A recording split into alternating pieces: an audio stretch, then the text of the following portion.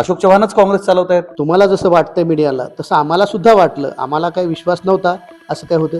पण जेव्हा ऐन वेळीला आम्ही त्यांचं महानगरपालिकेमध्ये आमची लोकन्याय विकास आघाडीमध्ये काँग्रेससोबत आमची युती आहे, असा जर त्यांना विड्रॉलच करायचा असता तर त्यांना माहीत होतं माझा फॉर्म आहे. ते आमच्याशी थोडंफार त्यांनी चर्चा केली नसल्यामुळं आम्हाला सुद्धा डाऊट आहे की काय चाललंय नांदेडच्या काँग्रेसचं. आम्हाला सुद्धा त्याचं शंका आहे.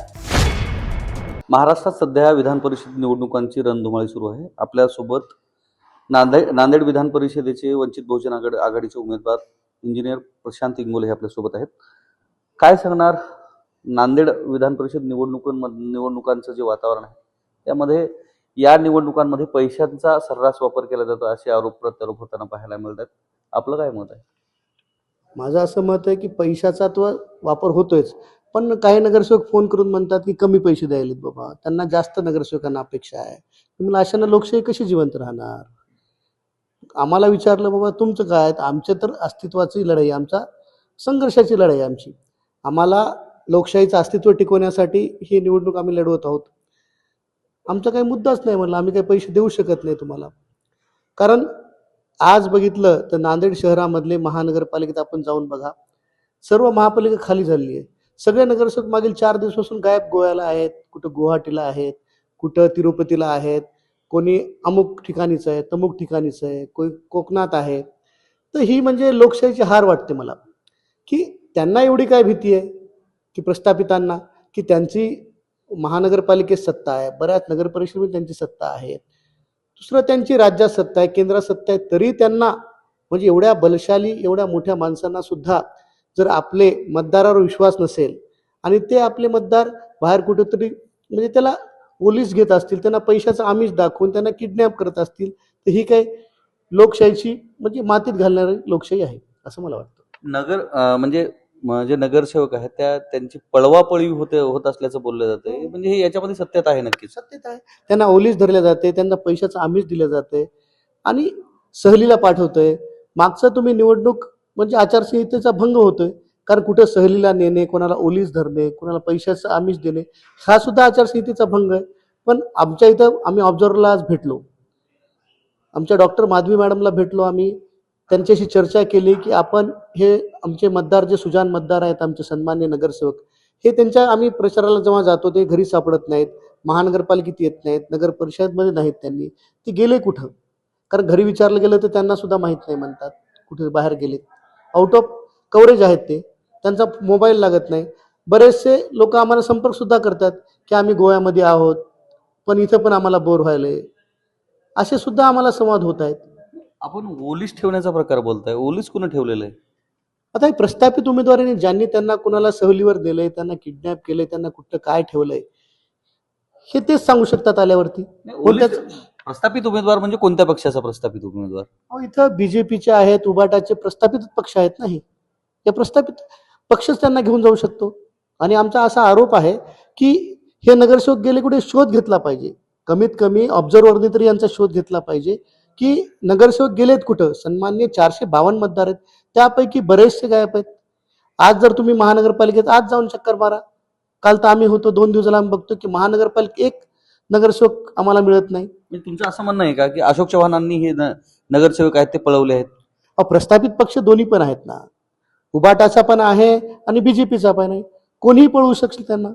त्याचा शोध घेण्यासाठी तर आम्ही ऑब्झर्वरला भेटलो, आम्ही जिल्हाधिकारी महोदयाला भेटलो, आम्ही सन्माननीय पोलीस अधीक्षक साहेबांना सुद्धा विनंती केलेली आहे. ऑब्झर्वर मॅडमला सांगितलं की त्यांना फोन करा, त्यांनी आम्हाला तिथं पाठवलं. आम्ही सर्व जे नगरसेवकाचे मोबाईल नंबर्स सगळं त्यांना दिलेत, त्यांचं म्हणजे ठिकाण कुठं आहे, त्याचं लोकेशन आपण सापडावं आणि त्यांना सुखरूप आहेत की नाही एवढं बघावं.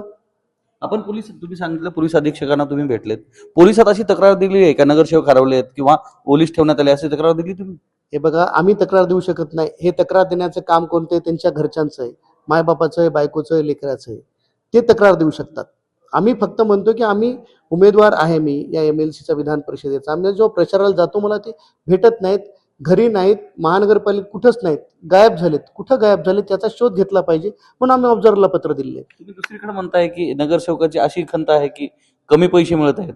किती पैशांचे ऑफर दिले झाले? आता मागे आम्हाला काही नगरसेवक म्हणते की आम्हाला 2च लाख रुपये देऊन घेऊन चाललेत. काही जण म्हटले आम्हाला गोव्याला पाठवले पण 25,000 दिले. आता कोण 25 देते आणि कोण 2 लाख देणार आहे हे शोधण्याचं काम आहे. म्हणून आम्ही ऑब्झर्वरला सांगितलं की आम्हाला असे काही फोन आलेत, हे नंबर्स आहेत, त्यांचा शोध घ्या, त्यांचं लोकेशन ट्रॅक करा आणि त्यांना सुखरूप घरी आणा. ही आम्ही विनंती प्रशासनाला केलेली आहे. ही बोली नेमकी जी आहे नगरसेवकांच्या मतांची जी बोली आहे, ही बोली नेमकी कुणा लावली? तुम्हाला काय शंका आहे? आता प्रस्थापित उमेदवार जे आहेत त्यांनीच ही बोली लावू शकतात. कारण आम्हाला सुद्धा बोलीसाठी विचारणा केली होती की तुम्ही काय आम्ही म्हणलं आम्ही तुम्हाला फक्त नमस्कार करू शकतो, जय भीम करू शकतो, आदाब करू शकतो आणि विनंती करू शकतो. जर ही लोकशाही जिवंत ठेवायची असेल आणि हे नगरसेवकाची विधान परिषद आहे, याच्यात जर नगरसेवक निवडून गेला तर नगरसेवकांचे जे अडचणी असतात ते त्याला सकाळी उठल्यापासून नालीची, पाण्याची, ड्रेनेजची, लाईटची, रोडची हे प्रश्न मी जास्त जाणू शकतो. कारण 3 उमेदवारापैकी मी एकमेव नगरसेवक असलेला उमेदवार आहे आणि मला नगरसेवकांच्या प्रश्नांची चांगली जाण आहे.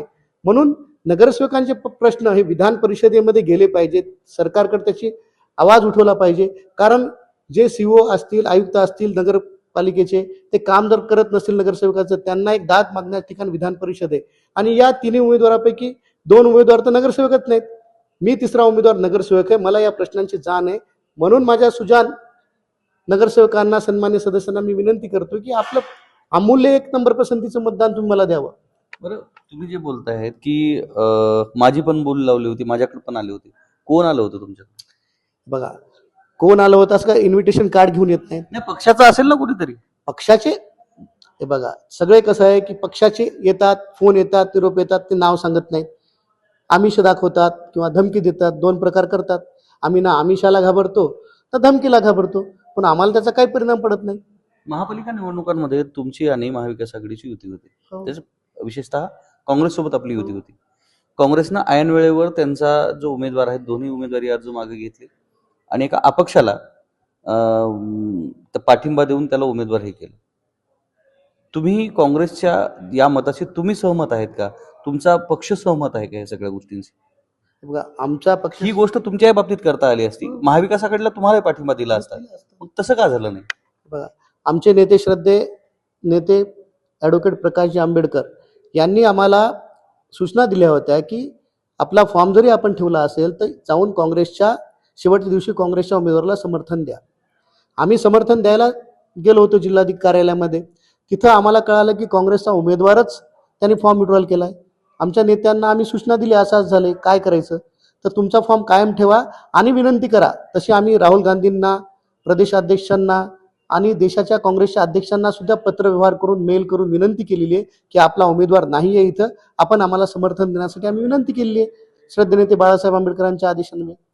मात्र ज्या पक्षाकडं जवळपास 93-94 नगरसेवक आहेत, तो माघार घेतो आणि ज्या पक्षाकडे केवळ 23 नगरसेवक आहेत त्याचा उमेदवार कायम ठेवला जातो. काँग्रेसची ही जी पाठीमागं येण्याची भूमिका जी आहे, त्या भूमिकेशी तुम्ही सहमत आहेत का? भविष्यातील ही जर रणनीती अशीच जर राहिली तर राजकारण अशाच या पद्धतीचं राहील का पुन्हा हे खालच्या तराला जाईल?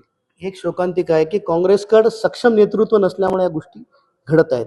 जिल्ह्याला सक्षम नेतृत्व नसल्यामुळे सेकंड लार्जेस्ट फिगर त्यांच्याकडे 92 नगरसेवक हे काँग्रेसचे आहेत.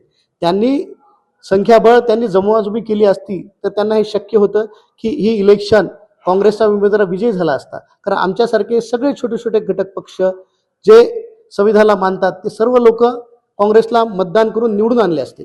ज्या पद्धतीचे आरोप काँग्रेसवर होताना पाहायला मिळतात की या ठिकाणचे जे काँग्रेसचे स्थानिक नेते आहेत, खासदार आहेत, आमदार आहेत, ते अशोक चव्हाणांची अंतर्गत युती आहे असं बोललं जातं. याच्यात कितपत सत्यता आहे? वाटतं ह्या सगळ्या राजकारणामध्ये तसं आहे? अशोक चव्हाणच काँग्रेस चालवत आहेत?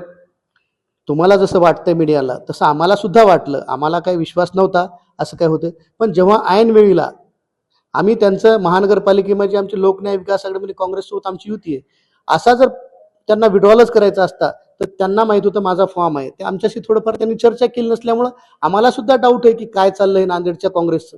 आम्हाला सुद्धा त्याचं शंका आहे. सूत्र शेवटी शिवाजीनगरमधून हलताय असं म्हणायचं का तुम्हाला? सूत्र शिवाजीनगरमधून घालतायत की मुंबईतून हलतात की नागपूरहून हलतात याच्यावर मला भाष्य करता नाही, पण आम्हाला सुद्धा शंका आहे. आम्ही संभ्रमात आहोत की काँग्रेसनं असं का केलं.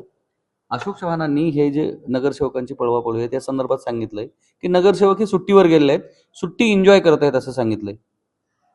नगरसेवक एवढ्या बल्कमध्ये म्हणजे 200-250 नगरसेवक एकदाच सुट्टीवर जातात आणि हे त्यांना जाणीव आहे. अशोक चव्हाणांना जाणीव आहे.